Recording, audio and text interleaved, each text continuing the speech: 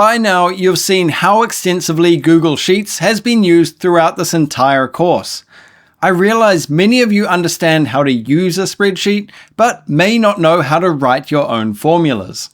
Let's look at how a formula is built and some of the most commonly used functions.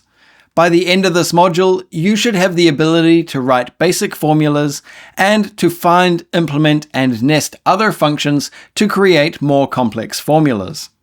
For more information about functions, you can go to Help, Function List, and you'll be displayed with every function available to you in Google Sheets. You'll be shown the type, name, syntax, description, and a link to learn more about each function. So for example, let's say we wanted to look up the function sum, we'd find under math, sum returns the sum of a series of numbers and or cells.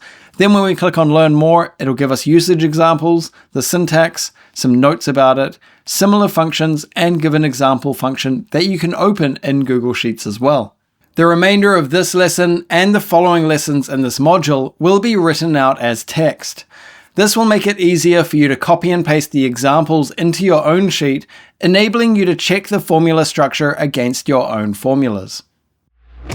Basic math works by just using the arithmetic operator without the need to specify any additional functions. This is useful when we need to use basic addition, subtraction, multiplication, or division within a complex function.